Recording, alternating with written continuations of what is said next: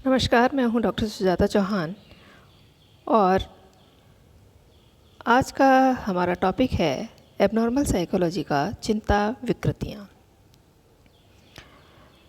आज हम चर्चा करेंगे चिंता विकृति के स्वरूप, लक्षण एवं प्रकार की। चिंता विकृति के विषय में चर्चा करने से पहले ये आवश्यक है कि हम ये समझने का प्रयास करें कि चिंता विकृति या मनः स्नायु विकृति से क्या तात्पर्य है। कॉलमैन ने इसको परिभाषित करते हुए कहा है कि मुख्यतः इस रोग की प्रमुख विशेषता व्यक्ति में स्वतंत्र दिशाहीन चिंता का होना है, जो न किसी विशेष पदार्थ या स्थिति से उत्पन्न होती है और ना ही उससे विशेष लक्ष्य या स्थिति का ज्ञान होता है।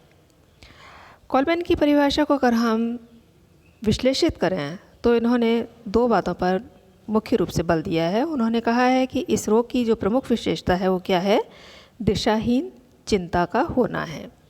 व्यक्ति में चिंता का स्तर उच्च पाया जाता है और ये चिंता अगर देखा जाए तो किसी भी डायरेक्शन में नहीं होती है, दिशाहीन होती है, फ्री फ्लोटिंग होती है। वे कहते हैं न ये किसी विशेष पदार्थ या स्थिति से उत्पन्न होती है और ना ही इससे विशेष लक्ष्य या स्थिति का ज्ञान होता है। इस चिंता का कोई विशेष कारण नहीं होता कि इस विशेष परिस्थिति से या इस विशेष वस्तु से ये उत्पन्न होगी, और ना ही उससे ये स्पष्ट होता है कि व्यक्ति इस प्रकार की चिंता से ग्रस्त होने के बाद में इस लक्ष्य को हासिल करेगा। तो ये इस प्रकार की चिंता विशेष रूप से दिशाहीन होती है और किसी भी प्रकार के लक्ष्य की प्राप्ति के उद्देश्य से नहीं की जाती है। कैमरॉन के अनुसार अगर हम देखें तो कैमरॉन कहते हैं कि इस प्रकार के रोगियों में व्यापक संवेगात्मक तनाव व स्वतंत्र चिंता के प्रमुख लक्षण मिलते हैं। दो चीज़ों पर इन्होंने भी बल दिया है। वो कहते हैं कि रोगियों में व्यापक संवेगात्मक तनाव, एक तो संवेगात्मक तनाव दिखाई देता है इस प्रकार के रोगियों में और इसका स्तर व्यापक होता है। साथ ही इसमें स्वतंत्र चिंता के प्रमुख लक्षण मिलते हैं। स्वतंत्र चिंता से तात्पर्य विशेष रूप से यही है कि यह किसी लक्ष्य की ओर उन्मुख नहीं होती है। ये कभी भी किसी भी विषय को लेकर के चिंता व्यक्ति कर सकता है। मैकडूगल के अनुसार यह मनः स्नायु विकृति उस अवस्था में उत्पन्न होती है जब व्यक्ति एक निश्चित उद्देश्य के परिणाम प्राप्त करने के लिए उत्सुक रहता है, और ऐसी परिस्थितियों में जब संवेग का जन्म हो जाता है तो उसे यह प्रतीत होने लगता है कि वह विजय प्राप्त नहीं कर पाएगा। मैकडूगल ने कुछ अलग प्रकार से इसको मनः स्नायु विकृति के रूप में ये कब देखने में आती है, उन्होंने इस बार पर बल देते हुए कहा है कि यह अवस्था उस समय उत्पन्न होती है कि जबकि व्यक्ति किसी एक उद्देश्य के परिणाम प्राप्त करने के लिए उत्सुक रहता है, उसका कोई लक्ष्य होता है, उस उद्देश्य के लिए वो परिणाम प्राप्त करना चाहता है और उसके लिए उत्सुकता का भाव भी उसमें रहता है कि ये परिणाम उसे मिलेगा। लेकिन ऐसी परिस्थितियों में लक्ष्य से भटक करके जब उसमें संवेग का जन्म होने लग जाता है तो उसे ये प्रतीत होने लगता है कि वह विजय प्राप्त नहीं कर पाएगा। अकारण ही उसे ऐसा प्रतीत होने लगता है कि वो लक्ष्य पर नहीं पहुंच पाएगा और उसे विजय प्राप्त नहीं हो पाएगी, और इस कारण उसकी चिंता के लक्षण उसमें देखने में आते हैं, जबकि इस प्रकार की चिंता का कोई विशेष कारण नहीं होता है। इन परिभाषाओं के आधार पर अगर हम इसकी विशेषताओं की बात करें तो सबसे पहली है कि चिंता भय से उत्पन्न होती है। चिंता का कारण क्या है? चिंता का कारण किसी न किसी प्रकार का भय है और उस भय की वजह से चिंता उत्पन्न होती है। नंबर 2, एकाग्रता की अयोग्यता। ऐसे व्यक्ति जिनमें चिंता की मात्रा अधिक देखने में आती है, इनका एक दूसरा जो लक्षण है विशेष रूप से कि इनमें एकाग्रता की, कंसंट्रेशन की कमी देखने में आती है। साथ ही यदि इन्हें निर्णय लेने के लिए कहा जाए तो निर्णय लेने में भी ये कठिनाई का अनुभव करते हैं। अत्यधिक संवेदनशीलता, ये व्यक्ति बहुत अधिक संवेदनशील होते हैं, छोटी छोटी सी परिस्थितियों को बहुत भयावह रूप में देखते हैं और इसीलिए छोटी छोटी सी बातों को भी बहुत ही भयावह रूप में परसीव करने की इनकी प्रवृत्ति बन जाती है। उत्साह में कमी, ऐसे व्यक्तियों में अगर कहा जाए कि लक्ष्य की प्राप्ति के लिए उत्साह की अधिकता देखने में आएगी, ऐसा नहीं होता। इस प्रकार के व्यक्ति अपने लक्ष्य के प्रति अनुत्साही होते हैं।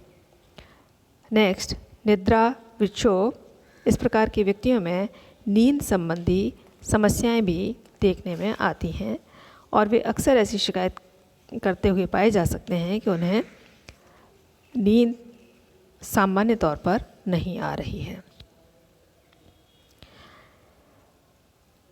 तो ये उसकी कुछ विशेषताएं थी। अब हम ये समझने का प्रयास करें कि सामान्य चिंता क्या है और असामान्य चिंता क्या है। हम किस परिस्थिति में ये कह सकते हैं कि व्यक्ति का चिंता का स्तर सामान्य है और किस परिस्थिति में ये कह सकते हैं कि चिंता का स्तर सामान्य से अधिक है या असामान्य है। क्योंकि यदि हम देखें तो लक्ष्य की प्राप्ति के लिए व्यक्ति को चिंता करनी ही पड़ती है और बिना चिंता के वो किसी लक्ष्य तक नहीं पहुंच सकता। तो किस स्थिति में हम ये कहें कि व्यक्ति में सामान्य चिंता है और किस परिस्थिति में हम ये कहें कि इस व्यक्ति में चिंता का स्तर असामान्य है। तो सामान्य चिंता किसे कह सकते हैं? सामान्य चिंता का पहला लक्षण है कि प्रत्येक व्यक्ति में संघर्ष व तनाव उत्पन्न होते रहते हैं। प्रत्येक व्यक्ति संघर्षों का सामना करता है, अनेकों तनावपूर्ण परिस्थितियां उसके सामने उत्पन्न होती रहती हैं और ये संघर्ष एवं तनाव की स्थितियां उसे चिंताग्रस्त भी करती हैं। लेकिन परिस्थिति नियंत्रित होने पर तनाव या तो समाप्त हो जाता है या कम हो जाता है। अगर हम इनके लक्षणों की बात करें तो ये देखने में आता है कि इस प्रकार के व्यक्तियों में या तो एक परिस्थिति कंट्रोल में आने पर, नियंत्रित होने पर तनाव की मात्रा समाप्त या कम हो जाती है। सामान्य चिंता में चिंता का जो कारण है वो युक्ति संगत होता है। चिंता अकारण नहीं होती है। और इसका जो एक और लक्षण है वो है कि सामान्य चिंता वस्तुगत होती है, ऑब्जेक्टिव होती है। मीन्स जिन परिस्थितियों के लिए व्यक्ति को चिंता करना आवश्यक है, व्यक्ति उन्हीं परिस्थितियों में चिंताग्रस्त होता है जहाँ चिंता की कोई संभावना दिखाई नहीं देती है या उसका चिंता का कोई कारण दिखाई नहीं देता है, वहाँ व्यक्ति चिंता रहित व्यवहार प्रदर्शित करता है। और अगर व्यक्ति ऐसा करता है तो हम ये कह सकते हैं कि इस व्यक्ति में चिंता का स्तर सामान्य है। अब असामान्य चिंता क्या है? असामान्य चिंता बिना संघर्ष या तनावपूर्ण परिस्थिति के उत्पन्न होती है। हमारे सामने या उस व्यक्ति के सामने जो उसमें असामान्य चिंता दिख रही है, उसके पास सामने ना तो कोई संघर्षपूर्ण स्थिति है, परिस्थिति है और ना ही कोई तनावपूर्ण परिस्थिति है। लेकिन इस तरह की परिस्थितियों के अभाव में भी यदि व्यक्ति चिंताग्रस्त दिखाई देता है तो ये कहा जा सकता है कि ये असामान्य चिंता का एक लक्षण है। आगे देखें तो अतः अकारण होती है। जब कोई परिस्थिति सामने नहीं है और बिना परिस्थिति के सामने होते हुए भी व्यक्ति चिंतित दिखाई दे रहा है तो इसका तात्पर्य है कि ये चिंता किस तरह की है? अकारण है, किसी भी कारण के बिना ही हो रही है। इसका संबंध भविष्य से होता है। भविष्य में ऐसा होगा तो क्या होगा, वैसा होगा तो क्या होगा। तो इस प्रकार की चिंता का वास्तविकता से संबंध नहीं होता, वर्तमान से संबंधित नहीं होता और इसका संबंध विशेष रूप से भविष्य से देखने में आता है।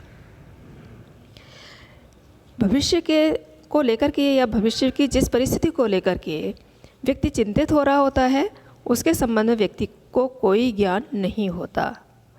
वो भविष्य में परिस्थिति होगी या नहीं होगी, या वो चिंता करने वाली परिस्थिति होगी या चिंता रहित परिस्थिति होगी, इस प्रकार की परिस्थिति का व्यक्ति को कोई ज्ञान नहीं होता, लेकिन फिर भी व्यक्ति चिंताग्रस्त रहता है।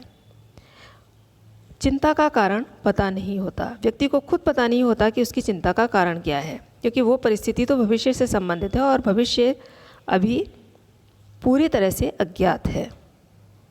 लेकिन फिर भी व्यक्ति उसे युक्ति संगत सिद्ध करने का प्रयास करता है, लेकिन फिर भी व्यक्ति ये बताने का प्रयास करता है कि वो जिस विषय पर, जिस बिंदु पर चिंता कर रहा है, वो विषय या बिंदु पूरी तरह से युक्त संगत है, उसकी चिंता निरर्थक नहीं है। तो सामान्य और असामान्य चिंता में विशेष रूप से हम भेद कर सकते हैं, और भेद इसी आधार पर कर सकते हैं कि सामान्य चिंता व्यक्ति के लिए किसी न किसी ऑब्जेक्ट के कारण होती है, कोई ना कोई परिस्थिति इस प्रकार की होगी जिसकी वजह से व्यक्ति को तनाव उत्पन्न होगा, और परिस्थिति समाप्त हो जाने पर व्यक्ति का तनाव की स्थिति या चिंता की मात्रा भी कम या समाप्त हो जाएगी।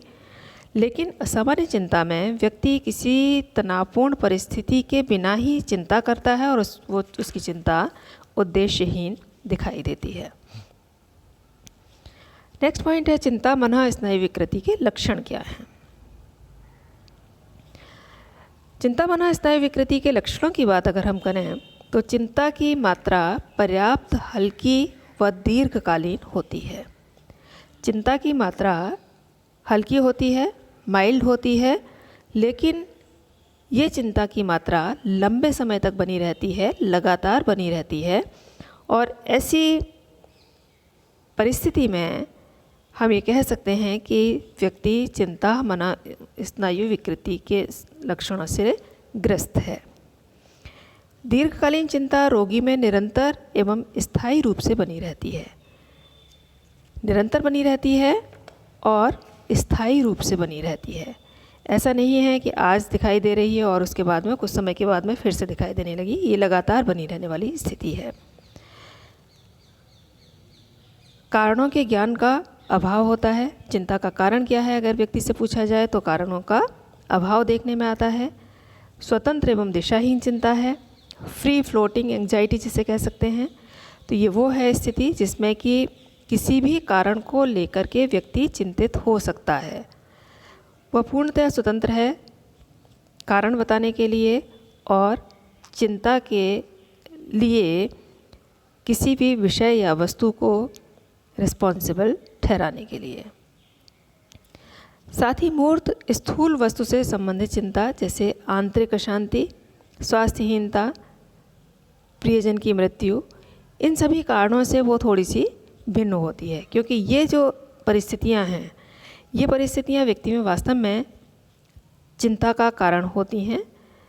यदि व्यक्ति का स्वास्थ्य ठीक नहीं है या किसी प्रियजन की मृत्यु हुई है या कोई आंतरिक अशांति का कोई कारण है, तो इस तरह के कारणों के बिना ही यदि व्यक्ति चिंताग्रस्त दिखाई दे तो ये कहा जा सकता है कि ये चिंता मनः स्नायु विकृति के लक्षण हैं।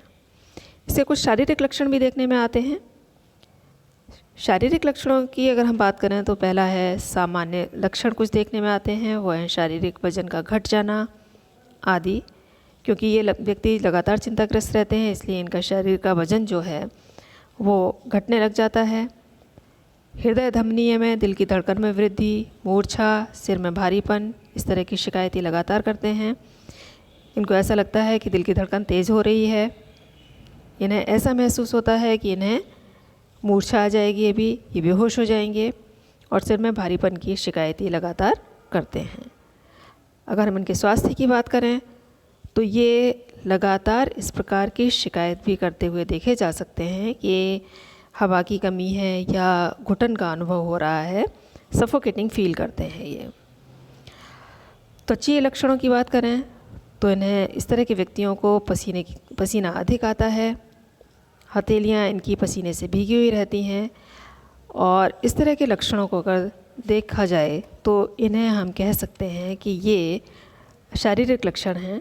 इसके साथ ही आमाशय से संबंधित, स्टमक से संबंधित भी कुछ लक्षण देखने में आते हैं, जैसे भूख न लगना, मुंह सूखना, मिचली आना या उल्टी की शिकायत करना, बार बार लघु शंका जाना और घबराहट महसूस करना। तो इस तरह के शारीरिक लक्षण यदि व्यक्ति में लगातार दिखाई दे रहे हैं तो हम ये कह सकते हैं कि वो व्यक्ति चिंता मनः स्नायु विकृति से पीड़ित है। इसके हमने लक्षणों के विषय में बात की, चिंता होती क्या है इसके विषय में बात की। अब इस प्रकार की जो चिंता मनःस्नायु विकृति है उसके कारण क्या हो सकते हैं, इन कारणों की चर्चा करें अगर हम, तो पहला कारण है अल्पायु में कोई दुखद अनुभव। अल्पायु मीन्स अर्ली एज में, छोटी उम्र में अगर इनको कोई बहुत ही दुखद अनुभव हुआ है तो ये अनुभव भी इसका कारण हो सकता है। दूसरा कारण दमित इच्छाओं में अंतर्द्वंद। व्यक्ति समाज में रहता है, समाज के अपने कुछ नियम हैं और उन नियमों के को पालन करते हुए ही उसे आगे ज़िंदगी में बढ़ना होता है। व्यक्ति की इच्छाएं असीमित हैं, अनंत हैं और इन इच्छाओं में अंतर्द्वंद चलता रहता है। उसे ये चाहिए लेकिन समाज स्वीकृत नहीं दे रहा है, तो इस प्रकार की जो इच्छाएं हैं वो हमारे अंदर अंतर्द्वंद पैदा करती हैं। तो व्यक्ति जो इच्छाएं समाज स्वीकृत ढंग से जिन इच्छाओं को पूर्ण नहीं कर पाता है उन इच्छाओं को दमित करने का प्रयास करता है, और ये दमित इच्छाओं में जब अंतर्द्वंद की स्थिति आती है तो ये व्यक्ति में चिंता मनःस्नायु विकृति का कारण हो सकती है। एडलर के अनुसार आत्म प्रकाशन की प्रवृत्ति का दमन। व्यक्ति जो करना चाहता है, जो कहना चाहता है, वो कार्य अगर वो नहीं कर पाता है या वो बात वो नहीं कह पाता है तो उस दमन की प्रक्रिया से भी चिंता की स्थिति उत्पन्न होती है। तो एडलर ने इसका कारण मुख्य रूप से आत्म प्रकाशन की प्रवृत्ति का दमन माना है। ओकेली ने मानसिक संघर्ष व विफलता माना है। वो कहते हैं कि मानसिक रूप से जब हम किसी मुद्दे पर या किसी विषय पर लगातार संघर्ष की स्थिति में रहते हैं और हमें लगातार विफलता मिलती रहती है तो यह भी एक चिंता मनःस्नायु विकृति का कारण हो सकता है। नेक्स्ट पॉइंट है असुरक्षा की भावना। यदि व्यक्ति अपने आप में सुरक्षित महसूस नहीं कर रहा है, उसे सुरक्षा का अभाव महसूस हो रहा है, तो यह भी उसकी चिंता का कारण हो सकता है। इसके साथ ही पाप या अपराध बोध की भावना, यह भी इसका कारण हो सकती है। व्यक्ति के द्वारा जाने अनजाने में कोई भी ऐसा कार्य हुआ है जिससे उसे ऐसा लगता है कि उससे कोई पाप हुआ है या कोई अपराध हुआ है, तो ये अपराध बोध की भावना या पाप की भावना भी व्यक्ति को चिंताग्रस्त बनाती है। तो इनमें से कोई से भी कारण हो सकते हैं। एक कारण भी हो सकता है और एक से अधिक कारण भी हो सकते हैं जिनकी वजह से व्यक्ति चिंताग्रस्त रहता है या चिंता विकृति का कारण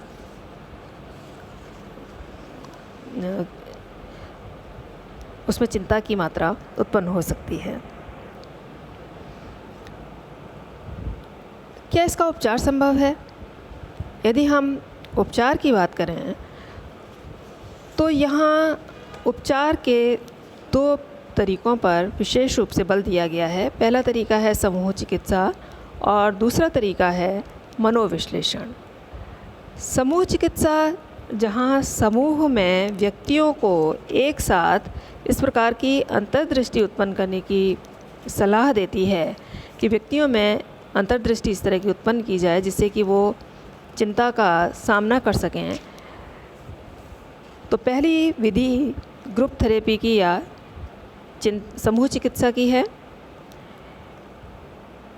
चिकित्सक इस रोग के रोगियों के उपचार का प्रमुख आधार ऐसी अनुकूल प्रतिक्रिया का रोगी में उत्पन्न करता है जिससे उसमें व्याप्त चिंता कम से कम हो जाए। तो चिकित्सक यहाँ समूह चिकित्सा करते समय विशेष रूप से रोगी में इस तरह की क्षमता या प्रतिक्रिया क्षमता को उत्पन्न करने का प्रयास करता है जो कि व्यक्ति में चिंता के प्रति लड़ने की भावना उत्पन्न कर सके। वो कहते हैं इस तरह के रोगियों को स्वस्थ वातावरण में रखना चाहिए। तनावपूर्ण परिस्थितियों से और दबावपूर्ण परिस्थितियों से उन्हें दूर रखने का प्रयास करना चाहिए, जीवन को उनके सक्रिय बनाने का प्रयास करना चाहिए और सक्रिय प्रयास करने के साथ ही उन्हें शिक्षित करने का प्रयास करें और सुखद साहचर्य स्थापित करने का प्रयास इस तरह के व्यक्तियों में यदि किया जाए तो चिंता का निवारण हो सकता है। दूसरी विधि है मनोविश्लेषण विधि या साइको एनालिसिस विधि। साइको एनालिसिस विधि विशेष रूप से इस तरह के व्यक्तियों का उपचार करते समय चिंता के कारणों को समझकर फिर उन्हें धीरे धीरे दूर करने का प्रयास किया जा सकता है। मनोविश्लेषण विधि से उन कारणों का पता लगाया जा सकता है जिसकी वजह से व्यक्ति में इस प्रकार के लक्षण उत्पन्न हुए हैं, जैसे बचपन की कोई दुखद घटना है या कोई इस प्रकार की संवेगात्मक स्थिति जो बचपन में रही है जिसकी वजह से व्यक्ति में इस तरह के लक्षण उत्पन्न हुए हैं। तो मनोविश्लेषण विधि का उपयोग करके इस तरह के लक्षणों को जानने का प्रयास किया जा सकता है और इस तरह के लक्षणों को जान करके उनका उपचार करने का उपाय किया जा सकता है। इसके उपचार के विषय में जानते हुए हमें यह भी जानना चाहिए कि इस प्रकार की प्रतिक्रियाओं का या चिंता मनः स्नायु विकृति का उपचार एकदम संभव नहीं है। धीमे धीमे प्रयासों के आधार पर ही इस प्रकार की मनः स्नायु विकृति का उपचार किया जा सकता है। Thank you.